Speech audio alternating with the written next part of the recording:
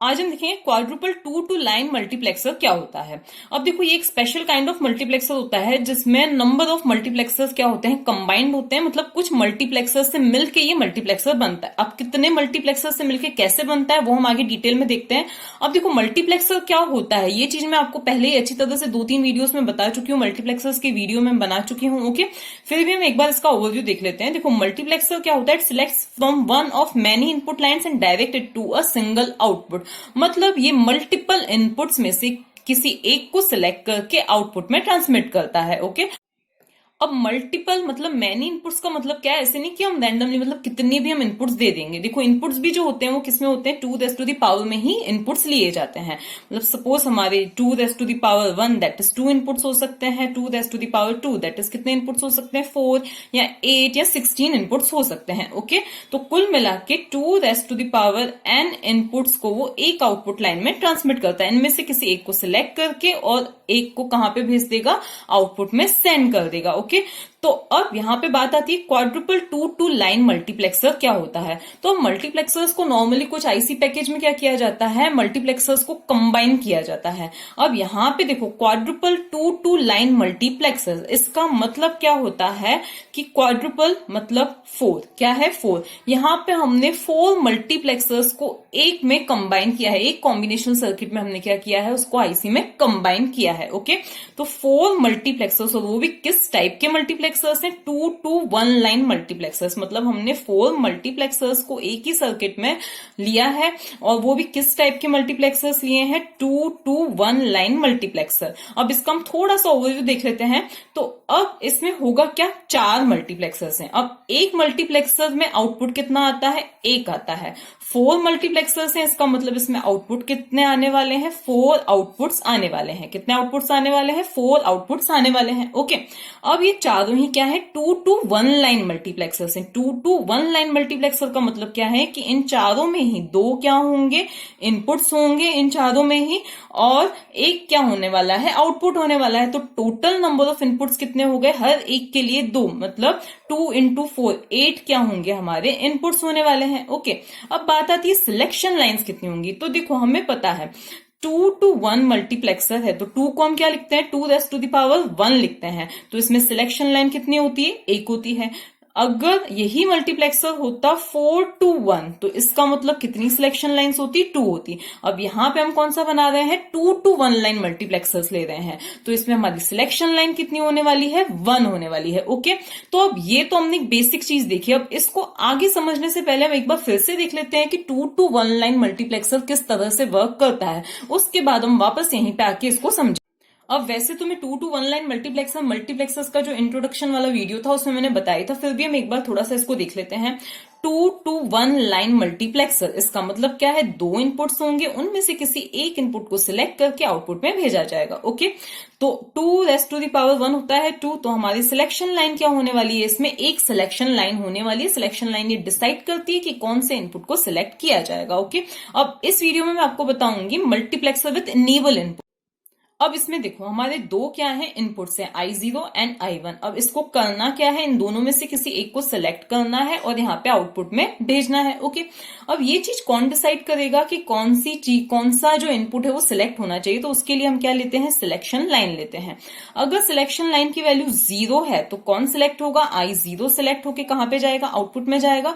और अगर selection line की वैल्यू क्या है, 1 है, तो कौन जाएगा, I1 सिलेक्ट होके कहां पे जाएगा, आउटपुट में जाएगा। मतलब I1 की जो भी वैल्यू होगी वो वहां पे यहाँ पे हमें अपीयर होने वाली है। तो अब देखो S, यहाँ पे हमें क्या लेनी है, एक सिलेक्शन लाइन लेनी है। अब ये I0 कब सिलेक्ट होने वाला है, जब S की वैल्यू क्या होगी, 0 होगी। तो हम इस फर्स्ट गेट के साथ क्या लगाने वाले हैं, S का कॉम्प्लीमेंट लगाने वाले हैं। इसकी वर्किंग में भी आपको बताती हूँ। तो हम क्या लगाने वाले हैं, इसके साथ में S का कॉम्प्लीमेंट लगाएंगे। ओके, ये हो गया। और जब S की वैल्यू 1 होगी तो कौन सिलेक्ट होगा, I1 सिलेक्ट होगा। तो S की वैल्यू जब 1 होगी तो कौन सिलेक्ट होगा, I1 सिलेक्ट होगा। तो हम इसको किसके साथ में ये अटैच करेंगे, ये इस तरह से। ओके, अब ये इनेबल को हम बाद में देखते हैं, पहले हम इसकी नॉर्मल वर्किंग देख लेते हैं। देखो होगा क्या, जब एस की वैल्यू क्या होती है, जीरो होती है। क्या होती है, एस की वैल्यू जीरो होती है। तो उस केस में देखो यहां से तो क्या जाने वाला है, जीरो जाने वाला है।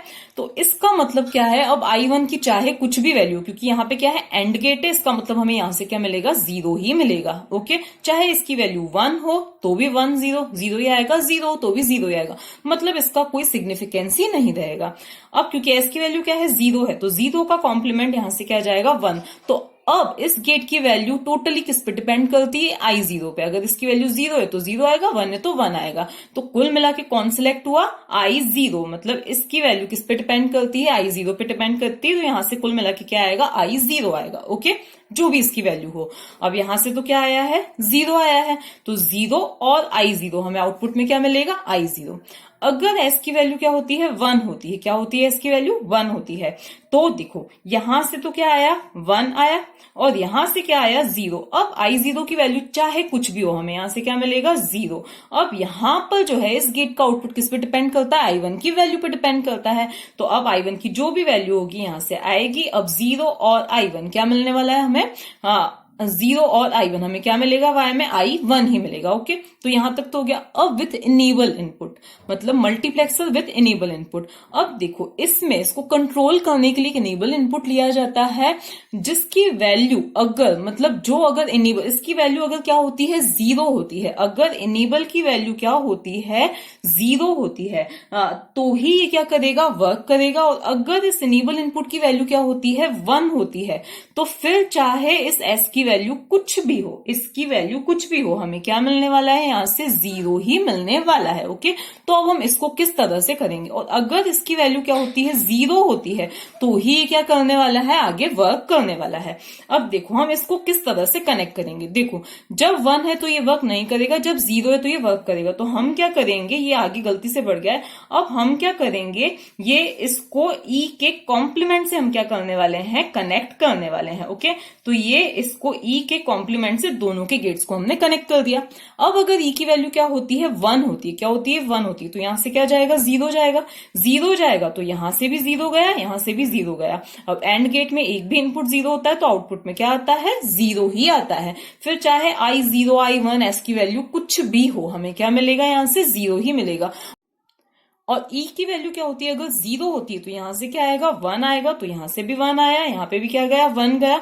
तो अब जो है हमारा जो ये सर्किट है, ये कैसे वर्क करेगा, जैसे मैंने आपको बताया था। अब एस डिसाइड करेगा कि कौन सिलेक्ट होने वाला है। तो ये क्या देखा हमने, मल्टीप्लेक्सर विथ इनेबल इनपुट। ये मैंने क्यों बताया, क्योंकि यही चीज हमारे जो हम सर्किट देखने वाले हैं, क्वाड्रुपल मल्टीप्लेक्स। अब देखो क्योंकि क्या है, क्वाड्रुपल 2 to 1 लाइन मल्टीप्लेक्सर बना रहे हैं, इसका मतलब देखो 4 मल्टीप्लेक्सर्स ले रहे हैं। अब जैसा कि हमने देखा कि अगर हमारा एक मल्टीप्लेक्सर है तो उसके लिए हमारा आउटपुट कितने आते हैं, एक आउटपुट आता है। अब क्योंकि 4 मल्टीप्लेक्सर्स तो ऑब्वियसली कितने आउटपुट्स आएंगे, 4 आउटपुट्स आएंगे। इनको सपोज हमने ये Y1 Y2 Y3 ये क्या ले लिया हमने, Y4 ये क्या ले लिया हमने, 4 आउटपुट्स ले लिया। अब मैं थोड़ा उल्टी प्रोसीजर बता रही हूँ, मतलब पहले हम आउटपुट से लेके धीरे धीरे हम पीछे आएंगे। ओके, ऐसे कि आपको समझ में बहुत ही इजीली आ जाएगा। ओके, तो ये हमने 4 आउटपुट्स तो ले लिए।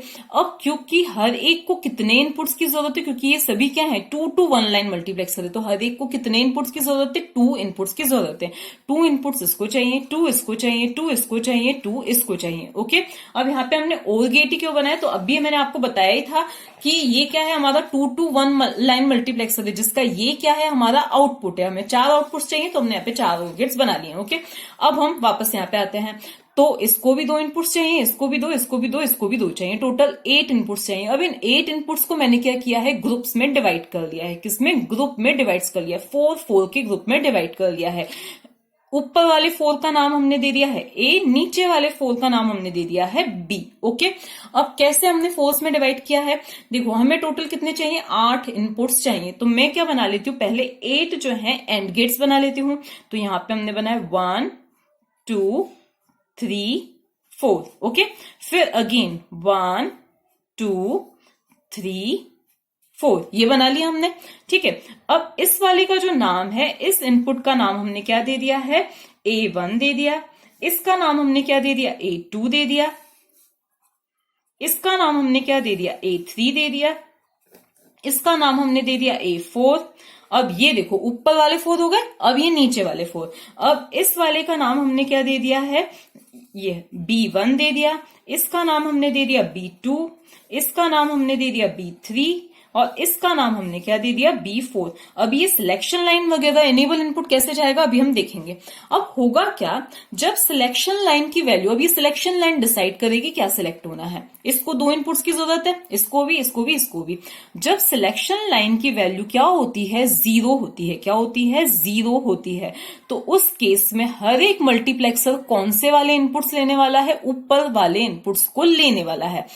कैसे, तो हम एक काम करते हैं, हर एक को देखो, इसको ये मैंने क्या कर दिया, एक कनेक्शन इससे किया और एक और कनेक्शन किससे किया, ये इससे किया। तो ये हो गया हमारा 2 to 1 मल्टीप्लेक्सर हो गया। ठीक है, ये क्या बन गया हमारा 2 to 1 मल्टीप्लेक्सर, एक तो हो गया।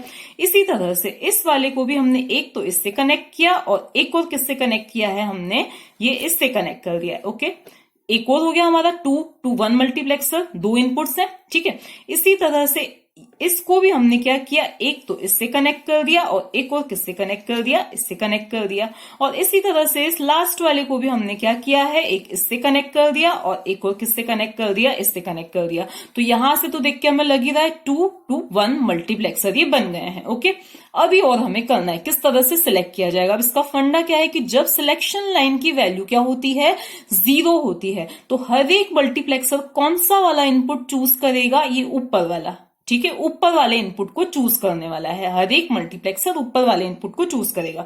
चलो मैं यहाँ पे नाम भी लिख देती हूँ, ये A1 है, ये B1 है, ये A2 है, ये B2 है, ये क्या है A3 है, ये B3 है, ये क्या है A4 है और ये क्या है B4 है। ठीक है, तो अब जब सिलेक्शन लाइन की वैल्यू होती है 0, तो यहां से भी A1 जाएगा, A2 जाएगा, A3 जाएगा, A4, मतलब एस को सिलेक्ट किया जाएगा। किसको सिलेक्ट किया जाएगा, एस को सिलेक्ट किया जाएगा। ओके, और जब सिलेक्शन लाइन की वैल्यू, मतलब यहाँ पे आउटपुट जो है, आउटपुट वाई को हम कंबाइंडली अगर लिखें तो क्या आएगा, एस को सिलेक्ट किया जाएगा। तो सिलेक्ट एस, और अगर सिलेक्शन लाइन की वैल्यू क्या होती है, 1 होती है, तो नीचे वाले इनपुट्स को सिलेक्ट किया जाएगा, मतलब सिलेक्ट 20। ओके, तो अब ये कैसे वर्क करेगा, अब क्योंकि सिलेक्शन लाइन की वैल्यू 0 होती है तो ऊपर वाले, इसका मतलब हमें क्या करना है, इसके कॉम्प्लीमेंट से, हमें सिलेक्शन लाइन का जो है उसके कॉम्प्लीमेंट से किसको कनेक्ट करना है, इन ऊपर वाले मल्टीप्लेक्सर्स को कनेक्ट करना है। तो अब हम क्या करेंगे, ये है हमारी सिलेक्शन लाइन, तो इनके कॉम्प्लीमेंट से हम क्या कर देंगे, ये जो भी ऊपर वाले मल्टीप्लेक्सर्स हैं उनको क्या कर देंगे, हम कनेक्ट कर देंगे। तो ये हो गया हमारा कनेक्शन। अब इसकी मैं वर्किंग भी आपको समझाऊंगी। तो ये हो गया। अब लेकिन जब सिलेक्शन लाइन की वैल्यू 1 होती है तो 20 को सिलेक्ट किया जाएगा। तो देखो कॉम्प्लीमेंट का कॉम्प्लीमेंट अगेन क्या मिल जाएगा, मैं ऐसे ही मिल जाएगा। तो हम क्या करेंगे, ये इसको इस तरह से क्या कर लेंगे, कनेक्ट कर देंगे। तो ये वाला काम भी हमारा हो गया। अब पहले हम इसकी वर्किंग देखते हैं, फिर हम इनेबल इनपुट को इसमें ऐड करते हैं। अब होगा क्या, देखो जब सिलेक्शन लाइन की वैल्यू होती है 0, क्या होती है सिलेक्शन लाइन की वैल्यू 0 होती है। 0 होती है तो 0 का s इज इक्वल टू हमने क्या लिया है 0। 0 होती है तो 0 का कॉम्प्लीमेंट यहां से क्या जाएगा, 1 जाएगा। तो यहां पे भी 1 गया, यहां पे भी 1 गया, यहां पे भी 1 गया, यहां पे भी 1 गया। ओके, लेकिन 0 के कॉम्प्लीमेंट का कॉम्प्लीमेंट वापस क्या होगा, 0 होगा। यहां तक 1 आया था, 1 का कॉम्प्लीमेंट 0। तो देखो यहां से भी क्या आया 0, यहां से भी आया 0, यहां से भी आया 0, यहां से भी क्या आया 0 आया। तो उस केस में चाहे B1, B2, B3, B4 की कुछ भी वैल्यू हो, यहां से हमें क्या मिलने वाला है, 0 ही मिलने वाला है। क्या मिलने वाला है, 0 ही मिलने वाला है। मतलब हमारा ये वाला इनपुट सभी में क्या जाएगा, 0 ही जाएगा। कौन सा, नीचे वाला इनपुट जो है क्या जाएगा, 0 ही जाएगा। ठीक है, लेकिन यहां से तो क्या जा रहा है, 1 जा रहा है। तो उस केस में A1, A2, A3, A4 की जो भी वैल्यू होगी वो आगे जाने वाली है। A1 की वैल्यू 0 है तो 0 जाएगी, 1 है तो 1 जाएगी। मतलब कुल मिला के यहां से क्या जाने वाला है, A1, A2, A3 and A4 जाने वाला है। ओके, तो इसकी वैल्यू 0 है इन सभी नीचे वालों की, लेकिन ऊपर वाले इनपुट्स की वैल्यू क्या है, यही A1, A2 जो भी मतलब हमने यहां से इनपुट दिया है वो यहां से जाएगा। फाइनली हमें आउटपुट में क्या मिलने वाला है, A1 और 0, A1 मिलेगा। A2 ऑल 0 क्या मिलेगा, A2 मिलेगा। A3 all 0 A3, A4 all 0 A4। मतलब क्या सिलेक्ट हुआ, सभी में सभी यहाँ पे आउटपुट्स में क्या आया, हमें जो भी एस की वैल्यू थी वो आई। तो इस तरह से इसने क्या किया, कुल मिला के हमने क्या किया, इनपुट्स को डिवाइड किया। जब वैल्यू 0 है तो ऊपर वाले इनपुट्स आए, जब वैल्यू 1 है तो नीचे वाले। 1 है तो कैसे नीचे वाले आएंगे, तो जब वैल्यू 1 होती तो 1 का कॉम्प्लीमेंट क्या आएगा, 0। तो यहां से तो क्या जाएगा, 0 ही जाएगा। तो ये 0, ये 0, ये 0 और ये 0। तो अब चाहे A1 A2 A3 A4 की वैल्यू जो भी है, यहाँ पे हमें क्या मिलने वाला है, 0 ही मिलने वाला है। ओके, क्या मिलेगा, 0 ही मिलेगा। तो यहां पर अब क्या हो गया, 0, ये भी 0, ये भी 0 और ये भी 0। लेकिन 0 का कॉम्प्लीमेंट अगेन 1, यहां पे क्या आ गया, 1, ये भी 1, ये भी 1, ये भी 1। अब B1 B2 B3 B4 की जो भी वैल्यू होगी वो यहां पे आएगी। मतलब अब इस गेट का आउटपुट किस पे डिपेंड करेगा, इन B's की वैल्यू पे डिपेंड करेगा। तो यहां से क्या आएगा, B1 B2 B3 B4। अब यहां पर हम देखें तो यहां से ऊपर, यहां से 0, यहां से क्या आया, B1, 0 B2, 0 B3, 0 B4। तो अब इनका आउटपुट क्या आएगा, 0 all B1 B1, 0 all B2 B2, 0 all B3 B3, 0 all B4 क्या आएगा, B4। मतलब सभी क्या सिलेक्ट होने वाले हैं, 20 ही सिलेक्ट होने वाले हैं। ओके, तो यहां तक का कंसेप्ट हो गया क्लियर। अब हमें क्या लेना है, इनेबल इनपुट की बात करते हैं। तो जैसे हमने इसमें लिया था इनेबल इनपुट, उसी तरह से हम यहां पर भी लेंगे। ठीक है, इनेबल इनपुट हमें सभी में एक कॉमन ही देना है। हम क्या चाहते हैं कि जब ई की वैल्यू क्या हो, 1 हो, तो ये जो है सर्किट वर्क ना करे।